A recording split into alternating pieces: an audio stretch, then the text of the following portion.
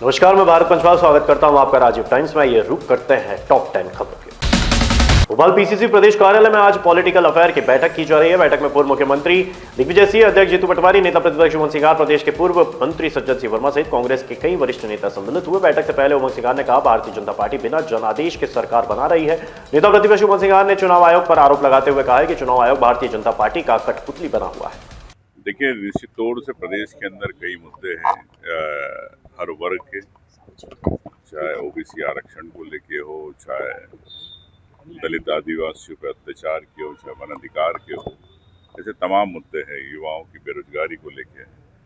तो मैं समझता हूँ कि आज अब इस पे चर्चा होगी। वोट चोरी तो जैसे अब नेशनल इशू है।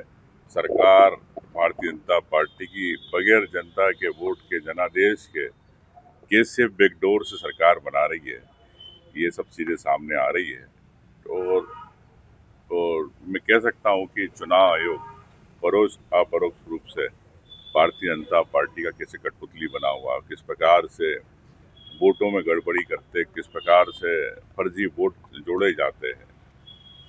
तो ये एक लोकतंत्र की देश के अंदर हत्या की जा रही है। कांग्रेस पार्टी स्वाभाविक रूप से जागरूक है और राहुल गांधी जी लड़ाई लड़ रहे हैं, हम सब लड़ रहे हैं।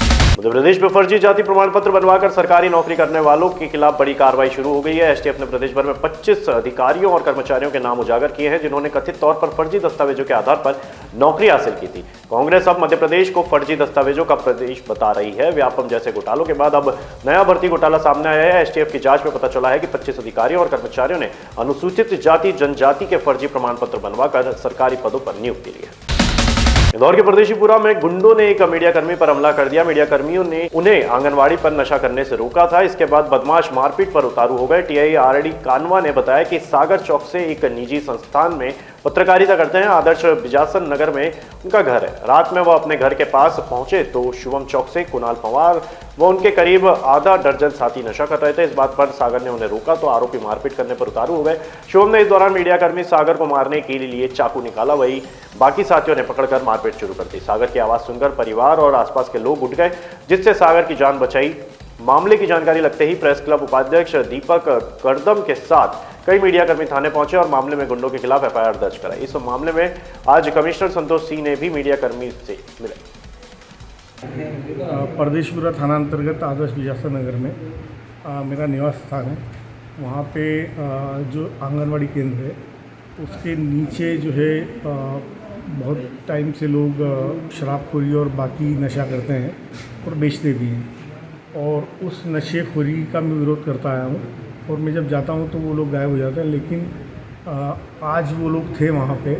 और रक्षाबंधन पे मेरी बहनें भी आई हुई थी। उनके द्वारा शराबखोरी करते हुए, गांजा अफीम का सेवन करते हुए, बहुत ज़्यादा अश्लील बातें करते हुए, और बहुत ही जो है एक माहौल ऐसा खड़ा किया गया जिसका विरोध करना एक इंदौर के निवासी का और एक माहिल्या के नगरी में किसी भी व्यक्ति का जो उन आदर्शों पे चलता है उसका विरोध करना लाजमी बनता है। मैंने भी वही किया। क्या वहाँ आपके ऊपर कुछ हमला भी हुआ? मेरे ऊपर जैसे ही मैंने वो किया तो मेरे ऊपर जो है वो करीब 7 से 8 लोग थे और उनके द्वारा मेरे ऊपर जो है चाकू से हमला किया गया और मुझे मारा गया। और ये बस जो भी कृपा कहें कि मैं हर एक हमले से बच गया, लेकिन मेरे ऊपर बड़े चाकू से हमला किया गया और उसके बाद जो है वो लोग भाग गए। लेकिन ये शायद कानून व्यवस्था को देखना चाहिए कि पत्रकारों पे और या जिम्मेदार नागरिकों पे इस प्रकार का हमला होता है तो उस प्रकार के घटनाक्रमों को कैसे लिया जाए और आगे कैसे समाज के सामने ऐसे जो है एग्जाम्पल प्रस्तुत किए जाए कि इस तरह की घटनाक्रम ना हो। चौकसी धर्मशाला के पास जो है सागर चौकसी जी रहते हैं, वहीं पास में उनके घर के पास ही कुछ लोग शराब पी रहे थे। इनका कहना है कि शराब पी रहे थे। जब मैं वहाँ गया तो उन्होंने जब मना किया तो उन्होंने कहा कि नहीं, तुम तो शराब के लिए मुझे पैसे दो। और उन्होंने जो है शराब मांगी और शराब के लिए नहीं देने पर शराब के पैसे मांगे। और इसी दौरान जो है इनके द्वारा मना करने पर इनका कहना है कि उनके साथ में झूमाझटकी मारपीट की गई और उनको धमकाने की कोशिश की गई हथियार के साथ, जो पुलिस द्वारा प्रकरण दर्ज कर आरोपियों की तलाश कर रही है। बहुत जल्द उनके खिलाफ कार्रवाई की जाएगी। इंदौर में 15 अगस्त को आयोजित होने वाले स्वतंत्रता दिवस समारोह की व्यापक तैयारियां जारी है। स्वतंत्रता दिवस का मुख्य समारोह महेश गार्ड लाइन स्थित RAPTC ग्राउंड पर पूर्ण गरिमा के साथ आयोजित किया जाएगा। समारोह की तैयारियां जारी है। समारोह की तैयारियों का अंतिम अभ्यास सुबह parade ground Mahesh guard line में किया गया। इस दौरान इंदौर कलेक्टर आशीष सी सहित समस्त अधिकारी उपस्थित रहे। इंदौर में आज बुधवार को शाम 4 बजे राजवाड़ा से गांधी हाल तक तिरंगा यात्रा निकाली जाएगी। इसमें सीएम डॉक्टर मोहन यादव भी शामिल होंगे। तैयारियों को लेकर इंदौर कलेक्टर आशीष सी, पुलिस कमिश्नर संतोष सी, निगम आयुक्त शिवम वर्मा ने निरीक्षण किया। इस दौरान उनके साथ इंदौर जिला प्रशासन और नगर निगम के अधिकारी भी उपस्थित थे। यात्रा भारत की सेना के सम्मान में निकाली जा रही है। भाजपा नगर अध्यक्ष सुमित मिश्रा ने बताया कि यात्रा में भाजपा संगठन के सभी 35 मंडलों के कार्यकर्ताओं के साथ ही अन्य संगठन के लोग भी भाग लेंगे। भाजपा द्वारा निकाली जा रही तिरंगा यात्रा के मार्ग पर छोटे बड़े लगभग 100 से अधिक स्वागत मंच लगाए जाएंगे। देश की सेना के सम्मान में, देश के सैनिक के सम्मान में इंदौर वासी मैदान में हर घर तिरंगा अभियान के तहत आज राजवाड़ा से गांधी हाल तक निकलने वाली भव्य तिरंगा यात्रा की तैयारियों को लेकर मैं अभी माननीय जिलाधीश महोदय, माननीय पुलिस कमिश्नर, माननीय नगर निगम कमिश्नर और सब लोगों के साथ मैंने व्यवस्थाओं का जायजा लिया है। और निश्चित तौर पर आज निकलने वाली तिरंगा यात्रा शहर में अपना ही रिकॉर्ड तोड़ने जा रही है। पिछली बार जो बड़े गणपति से राजवाड़ा तक तिरंगा यात्रा निकली थी, हम उससे भी बड़ी और दिव्य और भव्य यात्रा इंदौर शहर के नागरिक निकालने जा रहे हैं। इस तिरंगा यात्रा में आज शहर के सभी व्यापारिक संगठन, सामाजिक संगठन, खेल संगठन के साथ साथ हमारी सफाई कर्मी बहनों को भी हम आमंत्रित कर रहे हैं कि वे आएँ और माननीय मुख्यमंत्री जी का स्वागत करेंगे। मुख्यमंत्री जी उनका सम्मान करेंगे। और इसी के साथ आज कुछ पुलिस के जो लोग अभी तक शहीद हुए हैं, कुछ स्वतंत्रता संग्राम सेनानी, उन लोगों को भी बुलाकर हम आज मंच पर सम्मानित करने वाले। इस प्रकार से स्वतंत्रता के इस हमारे पर्व को जन जन का पर्व बनाने के उद्देश्य से भारतीय जनता पार्टी के राष्ट्रीय नेतृत्व और प्रदेश नेतृत्व के आदेश अनुसार हर घर तिरंगा अभियान के तहत आज ये तिरंगा यात्रा निकाली जा रही है और इसको लेकर बड़े और व्यापक तौर पर तैयारियां जारी है। जो इंडिपेंडेंस डे की परेड है उसका रिहर्सल किया गया। बहुत ही भव्य तरीके से, सफल तरीके से रिहर्सल हुआ है और बहुत ही भव्य तरीके से, गरिमापूर्ण ढंग से, पारंपरिक तरीके से जो हमारा स्वतंत्रता दिवस का कार्यक्रम होता है उसको आयोजित किया जाएगा। उस हेतु सभी तैयारियां पूर्ण कर ली हैं। आज बहुत विशाल तिरंगा यात्रा होने वाली है जिसमें माननीय मुख्यमंत्री जी के द्वारा शिरकत की जानी है। उसकी तैयारियां चल रही हैं और जैसा कि केंद्र सरकार की योजना हर घर तिरंगा हर घर स्वच्छता 2 अगस्त से 15 अगस्त तक जो अभियान चलाया जा रहा है उसमें इंदौर बहुत जोर शोर से प्रतिभागिता कर रहा है। आपके माध्यम से मैं सबसे अपील करता हूं कि हरघरतिरंगा.com पे जाके वॉलंटियर के रूप में अपना रजिस्ट्रेशन भी करें, तिरंगे के साथ अपनी सेल्फी भी डालें, जिससे इंदौर का नाम पूरे देश भर में इस मामले में भी नंबर 1 है। इंदौर के राजेंद्र नगर स्थित ACP ऑफिस में मंगलवार को उस समय हंगामा मच गया जब एक सिपाही की पत्नी ने विभागीय जांच के दौरान महिला आरक्षक के साथ मारपीट कर दी।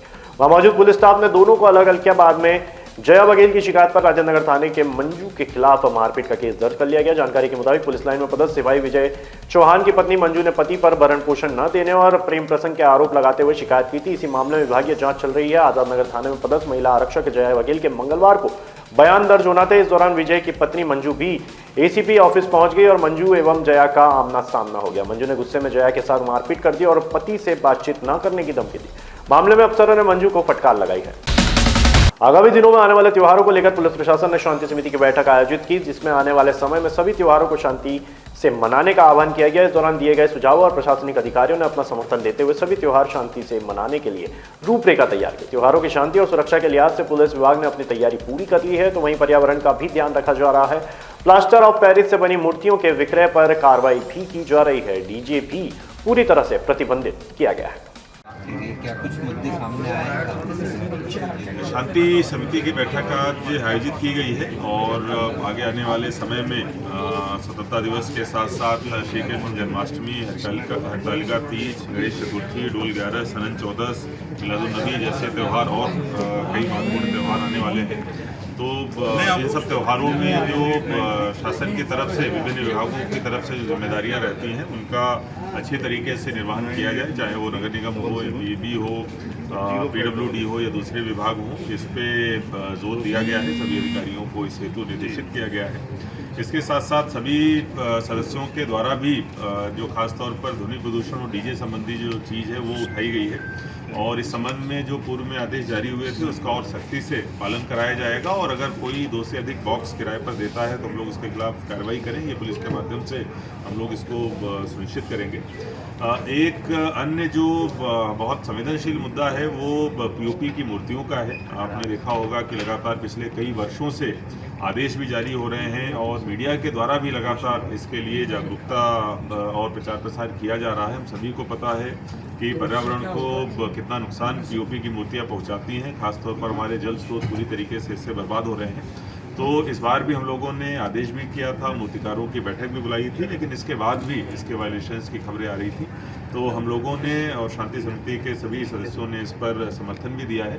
आज से इस पर थोड़ा कड़ा रुख अपनाया है और 2 दुकानों को अभी तक सील किया गया है जहां पर पीओपी की मूर्तियां विक्रय की जा रही थी और निश्चित रूप से आगे भी ये कार्रवाई जारी रहेगी। कितनी मूर्तियाँ?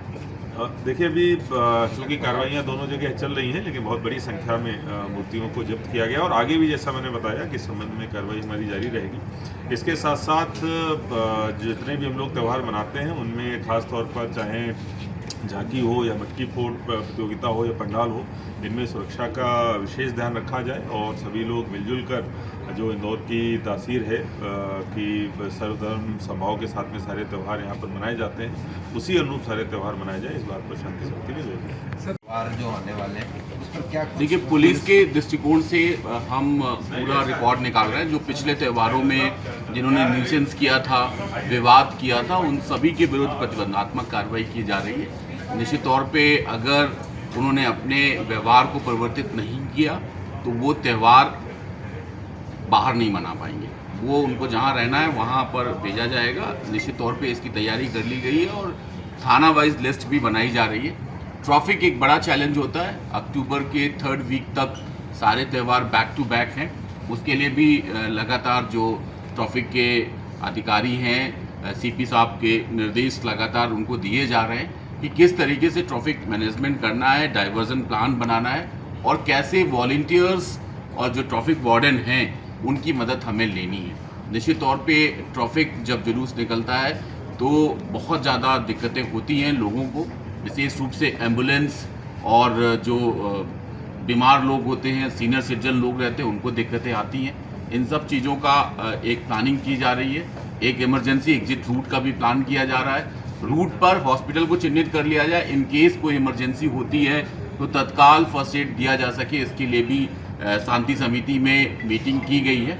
इसके साथ साथ पंडाल को लेकर भी कई सूचनाएं आ रही थी। पंडाल में जो परमिशन है उसके लिए शर्तें निर्धारित कर दी गई हैं। जो भी पंडाल की परमिशन गणेश या दुर्गा उत्सव के अवसर पर लेने आएंगे उनको उनका बाकायदा अच्छा सा पालन करना होगा, तभी उन्हें पंडाल की परमिशन दी जाएगी। इसकी भी गाइडलाइन तैयार कर ली गई है। डीजे को लेकर निर्णय लिया गया है।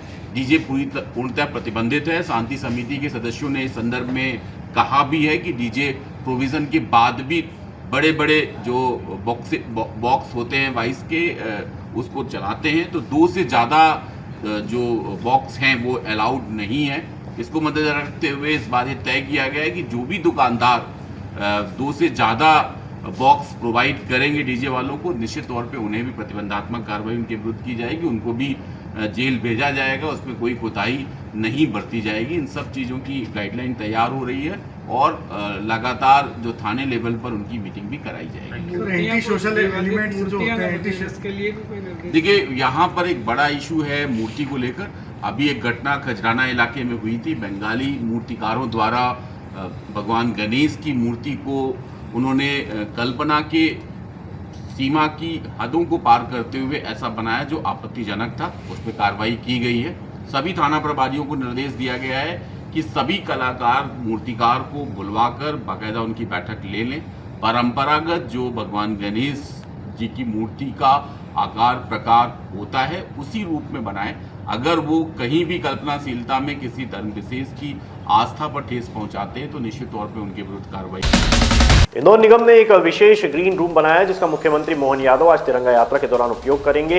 इस ग्रीन रूम में बैठने की सुविधा, टॉयलेट और ऑनलाइन वीडियो कॉन्फ्रेंस की व्यवस्था है। निगम आयुक्त एवं वर्मा ने बताया कि ग्रीन रूम को अच्छी तरह से प्लान करके बनाया गया है और इसमें सभी आवश्यक सुविधाएं उपलब्ध है। यह ग्रीन रूम निगम की वर्कशॉप टीम द्वारा बनाया गया है और इसमें सभी आवश्यक सुविधाएं उपलब्ध है। देखिए, माननीय मुख्यमंत्री जी का आगमन होगा आज और माननीय मुख्यमंत्री जी के नेतृत्व में पूरी एक जो हमारी तिरंगा यात्रा की रैली निकाली जाएगी वो निकाली जाएगी। नगर निगम इंदौर इसमें पूरी व्यवस्था कर रहा है और जैसा आप पीछे देख सकते हैं हमारा जो ग्रीन रूम है, हम लोगों ने इसको बहुत अच्छा प्लान करके बनाया है और हमारी पूरी वर्कशॉप की टीम ने इसको बनाया है। तो ये बहुत अच्छी तरह से व्यवस्था भी है और माननीय मुख्यमंत्री जी अब यहाँ रुकेंगे, इसका मतलब जब यहाँ पे आएंगे तो वो इसका यूज़ भी कर सकते हैं और इसको हमने खासतौर से इसी कार्यक्रम के लिए बनाया गया है। कन्नौज के सिविल अस्पताल में HIV के लिए सघन जागरूकता अभियान का शुभारंभ BMO डॉक्टर लोकेश मीणा द्वारा किया गया। BMO डॉक्टर मीणा ने बताया कि प्रदेश के समस्त जिलों में 12 अगस्त से 12 अक्टूबर तक सघन जागरूकता अभियान संचालित किया जाएगा। यह राष्ट्रीय एड्स नियंत्रण संगठन का महत्वाकांक्षी अभियान है। अभियान का मुख्य उद्देश्य 15 से 49 आयु वर्ग के जनसामान्य में HIV संक्रमण के प्रति जागरूकता बढ़ाना है। नवागत स्त्री रोग विशेषज्ञ डॉक्टर सानिया मिर्जा ने भी उपस्थित गर्भवती महिलाओं को HIV टेस्ट करवाने के महत्व को बताया। इस दौरान काउंसलर ज्ञान सी STLS Dinesh Sharma, lab technician Mahendra Singh Jadaun के साथ ही सिविल अस्पताल कन्नौज के समस्त स्टाफ उपस्थित रहे। वो लोग HIV की जांच करेंगे। HIV बीमारी ऐसी है कि एक बार होने के बाद इलाज बहुत मुश्किल रहता है, मगर इलाज नहीं हो उसके लिए जागरूकता एक उपाय है। कम से कम पहले से ही जागरूक रहेंगे तो वो बीमारी नहीं होगी। जैसा मैडम ने बताया, गर्भवती माताओं को 3 महीने के अंदर अपने को HIV की जांच करवा लेना चाहिए। इसके अलावा भी अगर किसी को कोई दिक्कत हो किसी तरह की, तो आप हॉस्पिटल आके कभी भी जांच करवा सकते हैं। हमारे काउंसलर यहाँ रहते हैं, तो काउंसलर से आप काउंसलिंग ले सकते हैं।